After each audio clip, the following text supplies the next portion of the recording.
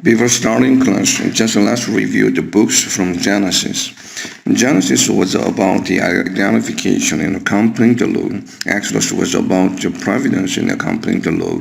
Leviticus was about the eligibility to accompany the law. Numbers was about the method in accompanying the law. Deuteronomy was about the principle to accompany the law. Joshua was about the attitude in accompanying the law. Identification, providence, eligibility, method, principle, attitude. And the book of Samuel was for the Lord's choice or through the characters. Since the Torah was the textbook in accompanying the Lord, Joshua was a workbook to exercise the textbook. These books teach the Christians the attitude in fulfilling Jesus' command and enjoying our privilege given by him. In spite of all this education, the Israelites disobeyed the Lord. Therefore, the Lord needed to discipline them in a different way that was described in the book of Judges. Ruth was a good example of the way we needed to trust in the Lord and his providence for his people. The Lord changed his governing system over his people through the book of Samuel. Samuel, the story was the transition and settlement of it. Then the Lord demonstrated how we need to apply his law to our life through the book of Kings. To summarize the book of Kings into one sentence, we could say that it is the Lord's demonstration of his laws. Let's review them one by one. Frame of Old Testament. Follow this sequence: ages, leaders, key places, key words, national perspective and authorities perspective, genealogy of Jesus, the book's allocation and their representative triples, the spiritual perspective of the prophets, and lastly, the BC and Adam's Chronicle. According to the Exodus chapter 12:40, the Israelites lived in Egypt for 430 years. Since they moved into Egypt in 2238 of the Adam Chronicle, the year they came out of Egypt was 2668. The time of Deuteronomy was the 40th year after they had come out of Egypt. The period of Joshua, the conquest age, was considered from Deuteronomy to the death of Joshua. It was presumed that the Israelites took just 6 or 7 years to conquer the land when led by Joshua, as stated chapter 14 verse 10. So here I am today, 85 years old, when Caleb conquered Hebron, which was the last battle as written in verse 15. Caleb was 40 years old when he explored the land in Kadesh during the second year after the exodus from Egypt. If Joshua was the same age as Caleb, the Adam's Chronicle of the book of Joshua was 27:14. If he was 10 years older than Caleb, it would be 27:13. Therefore, the time of the beginning of Judges varied. Anyway, considering the time which was in trouble and peace as described in the book of Judges during the age, it would be at least 390 years. There were 2 more leaders to the Israelites, Eli and Samuel, after Samson, who was the last judge in the book of Judges. Eli has led Israel for 40 years, as stated in 1 Samuel chapter 4, verse 18. But there is no information on Samuel's period of his ruling, except in 1 Samuel chapter 7 verse 15. Samuel continued as judge over Israel all the days of his life. Saul and David ruled for about 80 years in Torah. Of course, there are different opinions about Saul's period, but Acts chapter 13 verse 21 states that it was 40 years. Considering certain periods of Samuel, the period of the book of Samuel would be 120 plus years. This is also based on the fact that there was no gap between the time of Samson and Eli. It is hard to estimate the period of kings' age because the exact records are not available and many periods of the kings were overlapped. From now on, the class will take the Chronicle, which was claimed by scholars in red on the top. Let's move on to the next slide. Three pillars. The book of Samuel was separated from the book of Kings in the Hebrew version, but they had been under the same title, Kings 1, 2, 3, and 4 in the Septuagint, which was translated by several Jewish scholars. And today's title was named through the Latin version. It is presumed that the book of Kings was divided into 1 and 2 around 1517. In this class, you have a little different approach to the book. It would be divided through some events. The book of 1 Kings is divided in two parts, the story of Solomon and the kings from Jeroboam to Ahab of northern Israel and the kings of Judah during that period. The book of 2 Kings is divided into two parts, the kings of both northern Israel and Judah until Israel's fall and the kings of only Judah after Israel's fall. For better understanding of the book, three keys are useful, V and P. The view of Deuteronomy, northern kings who were called by the Lord, and the people of God. View of Deuteronomy. The first key of the view of Deuteronomy is the dispensation of justice. In other words, rewards and punishments. It is the theme of the book in order to discipline people and show the law's response to the deeds of people. The Lord rewards for obedience and punishes for disobedience against his laws were comprehensively written in Deuteronomy chapter 28 and Leviticus chapter 26. From the perspective of this, 1 Kings chapter 11 is very important to get through the book. The Lord punished Solomon as written in 1 Kings chapter 11 verse 11. Since this is your attitude, and you have not kept my covenant and my decrees, which I commanded you, I will most certainly tear the kingdom away from you, and give it to one of your subordinate. And the Lord promised Jeroboam, as stated in 1 Kings chapter 11 verse 38, if you do whatever I command you and walk in my ways and do what is right in my eyes by keeping my statutes and commands, as David my servant did, I will be with you. I will build you a dynasty as enduring as the one I built for David, and will give Israel to you. This promise was not given only to Jeroboam, but to every king of Israel and Judah, and further to us today. Please take a look at how to do what is right in the Lord's eyes. It is able to be done by keeping his commands. From a spiritual point of view, this was the fulfillment of the Lord's prophecies. It was fulfilled without failure. The books of prophet was the evidence of this, which were recorded since BC 8th centuries. Another aspect of the view was the increment of sin. Sin always grew larger throughout the kings of Israel until it was seized by the Lord's punishment. Northern kings. As our common knowledge, all kings from northern Israel were villains and disobedient, and they became a king for themselves. But it is very interesting that there were northern kings who were called upon by the Lord. The Lord called two kings from his missionary, which were for the revival of Israel through punishing them against their sins. Who was Solomon?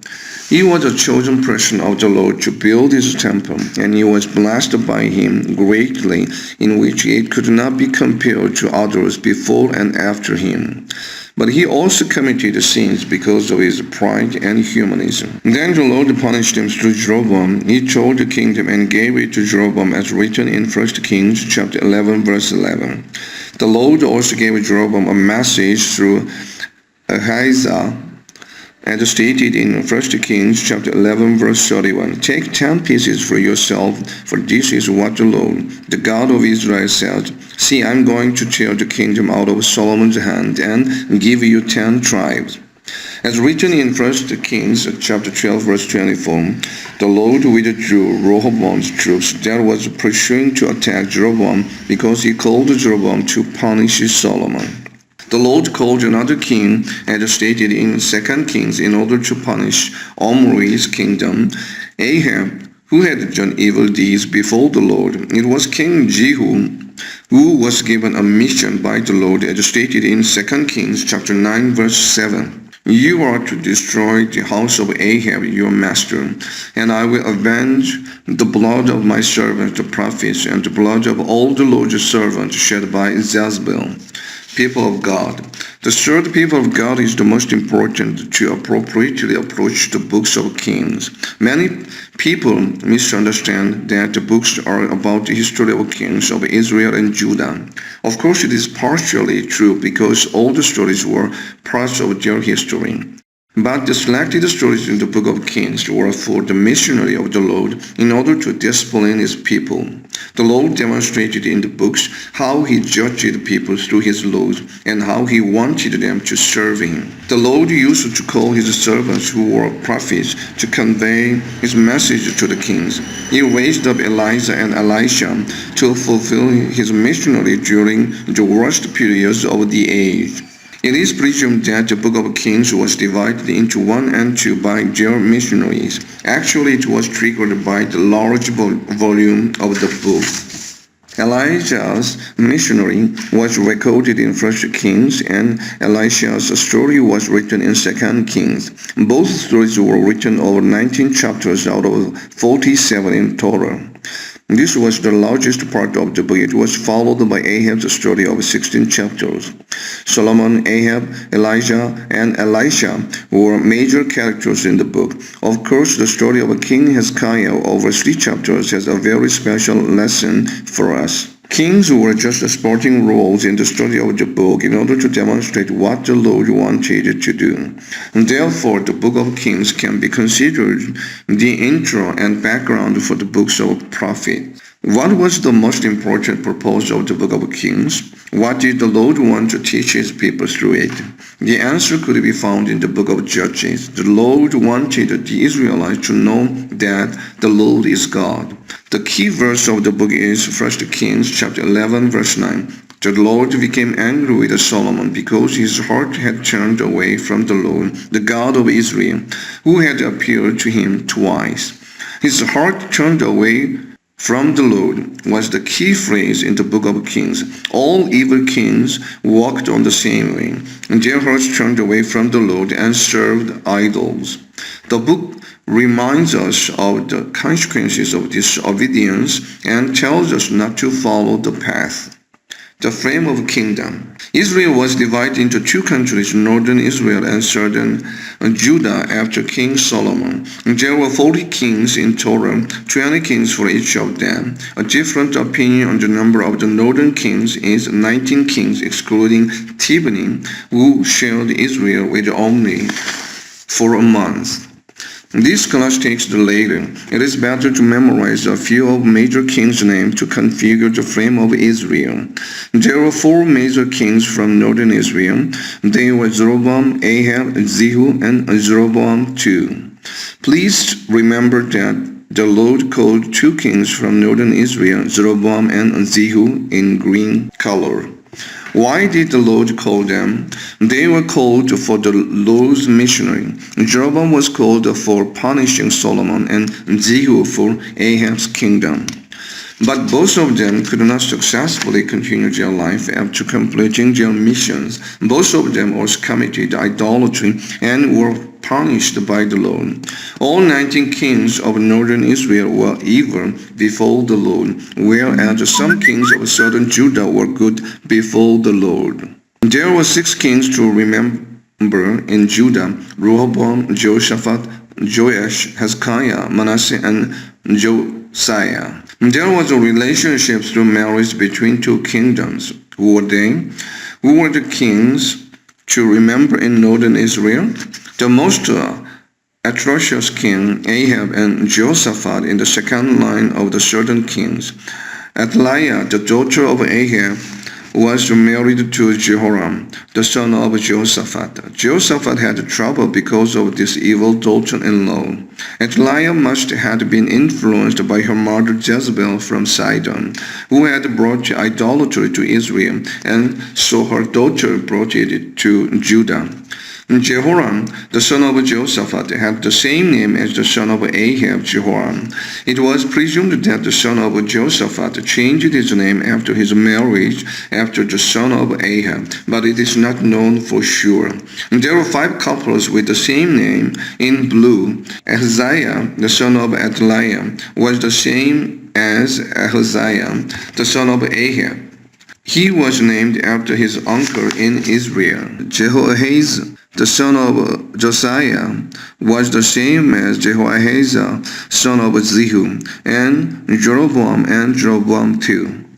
Joash. It is very interesting of the meaning of Joash because it is really related to their role in the history of both Israel and Judah. It means fire of the Lord, or the Lord has given. The Lord has saved both Israel and Judah from whole destruction through them. They did the same role in each their country as a turning point from destruction, like their name. But you have to remember that it was not their biography, but the spiritual lessons from the Lord. In the context, the story about Ahab is more than King Omri, who had been historically greater than Ahab. The story about Ahab had many lessons for us and had evil wife Jezebel from Sidon. Therefore the Lord sent his prophets to convey his message to his people. Elijah was sent to Ahab, who was the most atrocious in Israel, and Elisha to Jehoram, who was Ahab's son. Both prophets were sent to Ahab's kingdom. So it was presumed that the book of Kings was divided into 1 and 2 kings by these prophets. Elijah was for 1st Kings and Elisha was for 2nd Kings. Jeroboam too was actually the last king of Israel. All remaining kings were. There were also few bad kings in Judah. Ahaz did a detestable thing before the Lord through sacrificing his son like worshipping idols. The worst king in Judah was Manasseh, who was atrocious. He murdered Isaiah, but his ruling period was the longest with 55 years. One of the greatest kings in Judah was Josiah. Was found the scroll and revived Judah, but he died at his young age. Actually, he was the last king in Judah because all remaining kings were enthroned by Egypt and Assyria. Even King Zedekiah was not included in the genealogy as written in Matthew. It was presumed that Jeremiah wrote the book of Kings while he was staying in Egypt after Judah's collapse to give a lesson to their descendants not to repeat what the Israelites had done. It is better to memorize a few chronicles. Both Israel and Judah began in BC 930. Israel was destroyed by Assyria in BC 722, and Judah was followed by Babylon in BC 586. It was interesting that Hezekiah was a king of Judah when Israel was destroyed in BC 722. The last king of Israel was Hoshea, which was the same name of a prophet. The stories about the 7 kings of Israel and 4 kings of Judah, in addition to King Solomon, were described in 1 Kings. 8 kings of Israel were killed by their next kings. These new kingdoms were in Red Sea, whereas the throne was succeeded to their sons without such murder in Judah. Thank you for watching.